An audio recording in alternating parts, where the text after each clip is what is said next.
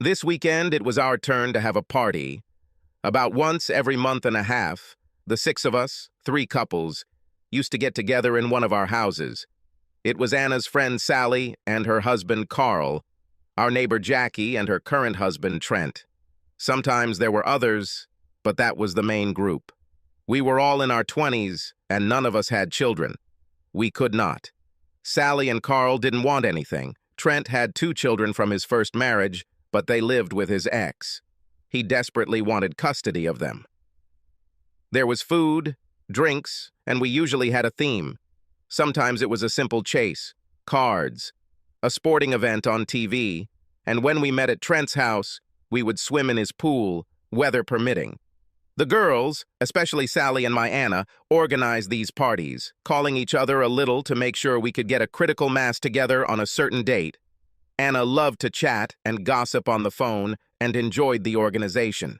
She is a busty, curvy woman with wavy, light brown hair. She flirts a little, and it drives me crazy at times. She loves attention, but as far as I know, she never crossed any boundaries while we were together. My family still lives in the coastal town in Oregon where I grew up. I graduated from a state university with a degree in finance and took tests to become a certified financial planner. I was a little introverted, but I enjoyed learning about money, markets, statistics, and the history of our economic system. My father sold insurance in our city, and his honest and solid reputation gave me authority in the financial world of our city. I was actually named after my father. His name was Joseph Washburn, and my name was JT. I started renting an office in his building. I worked hard setting up meetings with people and explaining my strategy for their money.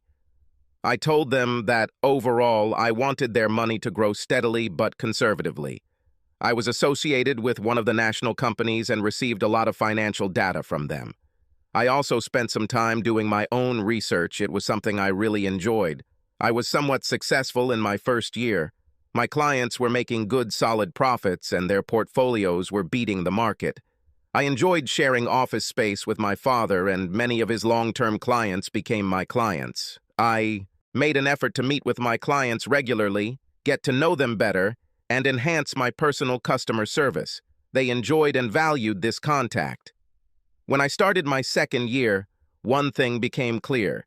There weren't enough businesses in our city to make a good living. I had my own financial goals, and as an economics student, I realized that I could not support myself with just business in this city. The weather was good for our party, and we decided to eat outside. We had a large terrace with barbecue and an open kitchen. I asked Anna what she would like the theme for tonight to be. "Let's play a game," she said. "We're going to play a fun and funny game that everyone will enjoy. Doesn't that sound good, JT?" she blurted out. There was a little competition to see who could have the most fun party. I just enjoyed the company, mostly food and drinks. I admit that I really like my wine, and there have been a few times when I have had an extra glass or two. "What game?" "Don't worry, JT, I'll handle it. You just get the barbecue ready." This suited me just fine. I started thinking about the group that was supposed to meet this evening. First, there were Sally and Carl. Sally and Anna have been friends since middle school. Sally is a little plump, but proportionately built. Sally has big breasts. I rate them at 38. She likes to show them off with low-cut tops. Anna does this too, and sometimes I have to deselect her wardrobe. Carl is a diesel mechanic and works in a large shop in our city. He is a good-natured guy and doesn't mind when Sally flirts and shows off. He's a big guy, probably 6'3", 220 or something like that. I rather like him, but I probably would never have chosen him as a friend without the connection between Anna and Sally. Jackie and Trent were neighbors, and I really can't remember how we became so close. Jackie has a simple face but an outstanding body. Not Anna's voluptuous softness, but rather her natural thinness.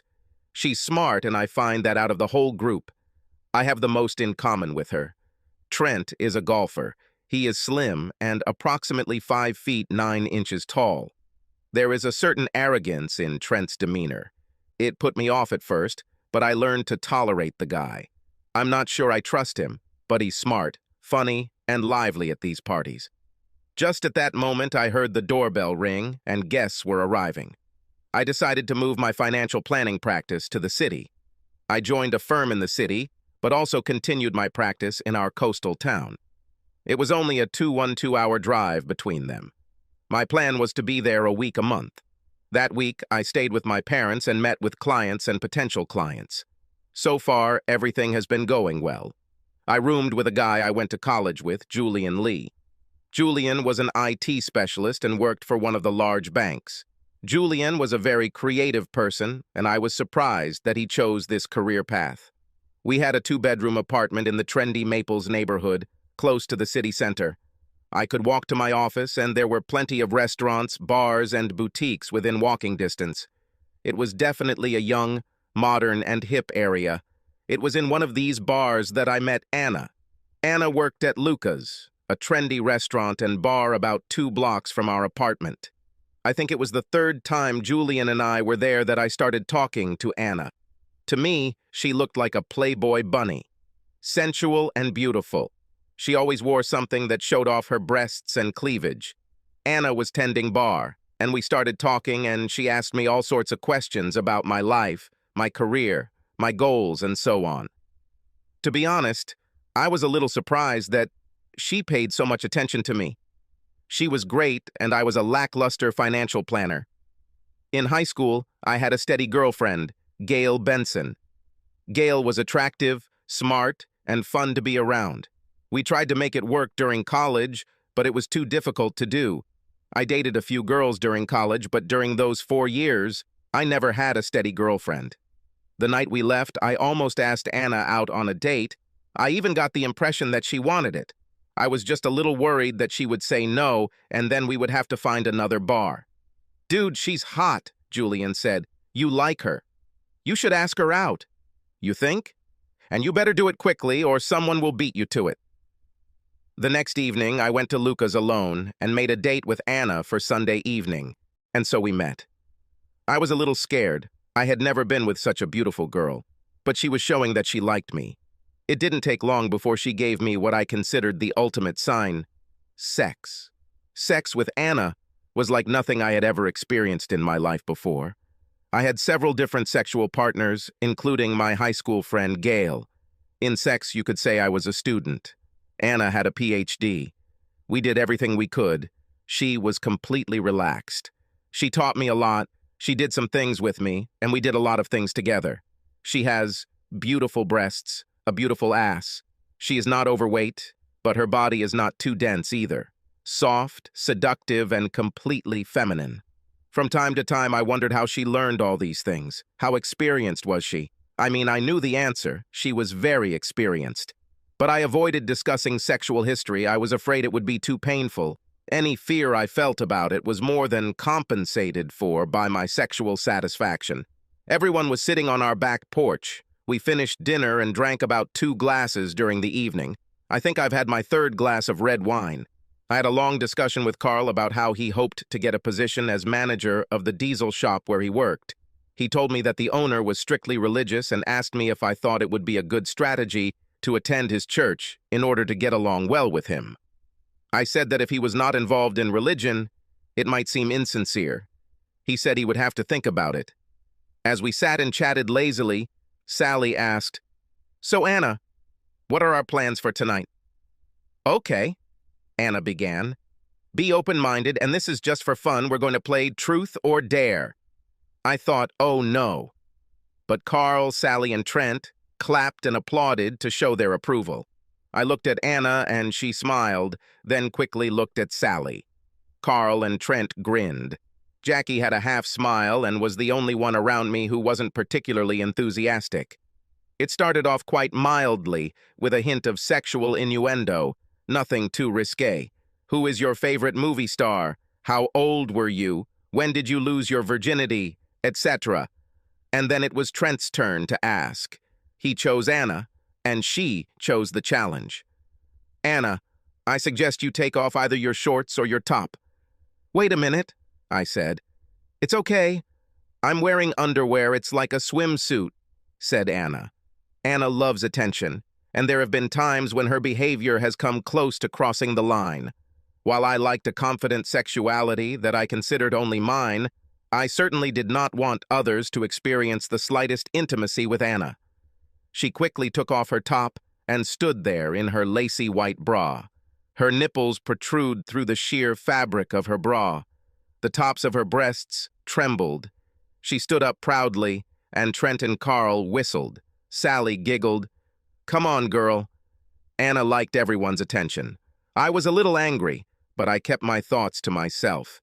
This continued without any problems until Sally dared to show her completely naked breasts. Unlike me, her husband Carl encouraged her. She flashed them, and they were definitely big. Not my type, but big. Everyone laughed except Jackie and me. I said, "One more round and the end of this game." There were a few chuckles and protests, but I was concerned that we might cross the line. It was Anna's turn, and she asked Trent. "Okay, go for it," Trent challenged. "Show your tool in your pants for 10 seconds, Anna challenged. "Don't you dare," Jackie replied. With that, Trent stands up, unzips his pants, and strips off his shorts and boxers. He was 6 inches flabby and not skinny. Both Anna and Sally stared at me. I was shocked, and Carl was laughing. He gyrated a little like a male stripper. When I looked at Anna, she was just staring at his instrument. At that moment, Jackie said, "I'm leaving." She looked furious. She also told Trent that he could get into the car with his clothes on or walk home. Everyone left, and the party was officially over. As we cleaned ourselves up, Anna was uncharacteristically quiet. We were finishing, and I said, "This has gone too far, don't you think?" "Oh, it was just for fun. Don't be such a stick in the mud," she answered jokingly. "Anna, people here were naked and almost naked, and you were one of them." "Nude," she said. "I'll show you naked," and she continued to undress. I quickly and thoroughly became distracted. I was still worried about how the party was going and was determined to have a serious discussion about it tomorrow. I also have to say that I'm not the kind of guy who gets pleasure from his wife exposing herself to other men. I fell asleep sexually satisfied, but a little anxious. On Sunday morning, I got up first and went for a run. While I was running, I planned the discussion I was planning to have with Anna. I was going to point out that I enjoy fun and a good party just as much as everyone else. But my wife and our bodies were just for us. We made this vow the day we got married. I was not going to compromise one bit on this issue. When I returned home, Anna was laughing on the phone. She must have heard me because the laughter stopped and the volume decreased significantly. I actually thought I heard the word undressing clearly before she heard me. "Who was that?" "Oh, just Sally." She giggled. She and Carl had a great time and rated our party as the best to date. About that, I think we should talk about some of the actions last night and, in particular, about your behavior. For the most part, Anna was good-natured, and it took a lot of effort to get her angry. I managed to achieve this with my comment. She told me that it was innocent. It was just fun. No one else was upset, and nothing happened. I tried to calm her down, reason with her, and explain my feelings, but she was not interested. After she attacked me, there was silence. As I started working in the yard, I tried to analyze my feelings. I really didn't think I was being unreasonable. I wanted to give her some freedom to be who she was. That's who I married. I enjoyed her love of freedom, but everything intimate should be mine alone, including the sight of her body. I have to admit, I was a little unsure of myself. Anna is a beautiful, sexy woman, and I'm a pretty simple financial planner.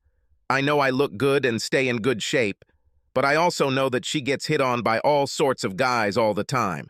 I have no real reason to doubt her fidelity, but before we got married, there were a few incidents that triggered my radar.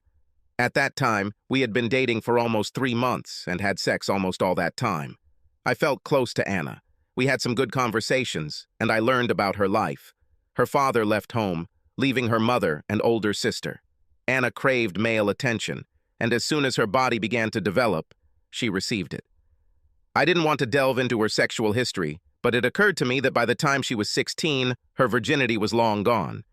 It sounded like she had boyfriends and casual friends that she played with, as she put it. No wonder she never had to look too hard to find the next one. She loved attention and knew that with her looks it wouldn't be hard to attract guys. We were invited to a casual acquaintances party this coming Saturday evening. At that time, we had not yet formalized our exclusivity, but, in my opinion, we were exceptional. She said she loved me, and for me, love and exclusivity went hand in hand. It was December, and the party was a little more fancy than usual. When I saw what Anna was wearing, my eyes nearly popped out of my head. It was a red dress that barely covered her breasts. "You like my dress?" she teased. "Anna, you look great, but wow, that's pretty skimpy," I replied. "You know I'll probably have clients there and, well, that's a little over the top." "Well, Anna doesn't get angry often, but when she does, it's almost always because of the way she looks. She got angry. She said I thought she was trashy. She said I thought she was going to embarrass me, and so on and so forth." It took a while. I apologized, and even though it was a little chilly, we went to the party and she wore the dress. The house was big, on the hills, beautiful decorations, lots of food and drink. There were some of my work colleagues there, people I knew from college, and others I knew from the sports club I belonged to. There was a guy at the party I remember from college, a guy called McAllister, one of those arrogant, lovable jerks, confident, with an insinuating smile on his face and combed back black hair. He walked around with this cheeky smile and a glass of champagne. Then he saw Anna. Anna attracted a lot of attention, mostly from men, and much of the attention was focused on her cleavage. She was there for me, and suddenly I became popular among colleagues and casual acquaintances. At one point, I went out to get a drink, and when I came back, McAllister was chatting with Anna. He acted as if I didn't exist. She loved it, all the attention, and now this cute guy was acting like everything she said was the most interesting thing he'd ever heard. I managed to get her away, but as parties go on, you end up drifting one way or the other, and Anna and I break up. I was talking to some work colleagues, and they shared some business ideas that were quite helpful. I realized that more than an hour had passed since I last saw Anna. I took a quick glance into the living room, kitchen, and family room off the kitchen. Nothing. I didn't want to seem worried, but I had a need to find her. I didn't see McAllister either. A group of people were smoking outside, and I stepped out into the winter air. No Anna. I was already returning when I heard it. Her laughter came from the street. I was walking along the sidewalk. She and McAllister were walking down the street. It took her a minute to see me, and as I watched her and McAllister, they seemed to be enjoying each other's company. "Oh, hi, honey. Jim was just showing me his new BMW," she said. "She's just a miracle," McAllister said. "I mean the car," he laughed. I looked at Anna. I didn't see anything special. She just seemed a little rumpled. There was a fake smile on my face. Everything was boiling inside me. Anna came over and hugged me as they approached. "I'm leaving now," I said. "Just wanted to make sure you wanted a ride home." "Of course I want a ride home," she said. "Why not?" She looked at me questioningly. At this point, McAllister slapped me on the back. "It's good to see you again," and extended his hand. "I'm not a bodybuilder now, but I do play sports and I've always had a strong grip." This, and the combination of my anger at Anna and this asshole's impudence, led to me grabbing his arm tightly. He didn't stand a chance, and by the time he realized what was happening, I was already squeezing his hand. His knees buckled, and his mouth was open in a silent scream. "Honey, you're hurt, Jim," Anna cried. "Oh, sorry, it's my fault," I said, and headed towards the car without looking back. By the time I got to my car and buckled up, she caught up with me. This was our first big fight. Usually I really liked her. She looked great, and the sex was beyond amazing, or at least better than anything I've ever heard of. I knew she was an attention seeker and judged her worth by the attention she received from men. At the moment, we have not formalized anything. However, to me, a stable sexual relationship in which we saw each other more than a few times a week and talked about love is the adult version of constant communication, but we never had that specific discussion. I dropped her off, and she looked at me questioningly when I told her I was staying at my place tonight. "Oh, honey, don't. Nothing happened to Jim. We were just having fun." "Well, I think that's just enough for one night for me. See you later." And I left. She called and wrote, but I ignored her. Life went on for me, and I spent the week focusing on my work. The following week, I decided to leave on Saturday morning instead of my usual Sunday evening. I called my mom, and she was thrilled to have me over for the weekend. I had a good week in my hometown. I had some good meetings with clients. Professionally, my established business on the coast and my growing business in the city made me successful. I was achieving my financial goals and getting noticed by my organization. A week ago, I would have said that my personal life was also moving in the right direction. Now I could no longer say it. She continued to text and call, and my responses were minimal. She asked when I would be back, and I told her Friday evening. Before I could enter my house, the doorbell rang. I opened it to Anna. She was wearing a raincoat with a wrapped gift. "This is for you," she said, and handed me the gift. I opened it, and there was a key in the box, an old-fashioned skeleton-type key. "You have the key to my heart," she said. I stared at her with mixed feelings. With that, she unbuttoned her cloak, revealing Miss September, or, to be honest, any other Playboy character from my teenage fantasies. Whatever resolve I had melted away in a wave of lust. Then I asked her about everything that happened at the party with McAllister. "I know I shouldn't have gone out with Jim, but he was so sweet." "So what happened?" "Nothing. He tried to mess around a little, but I've been treating guys this way since I was 14. We talked, and I told her that I might be jealous. I went on to say that if she wasn't ready to be my mate, I would be sad, but I would understand. I said I'm not one to fool around. I'm either in a casual relationship or I'm committed. For me, what we had, I explained, was not a casual relationship. She lay on top of me and told me that she was also committed to the cause. She also said that she loves me and wants to be with me forever. And then she began to please me, driving me into insensibility.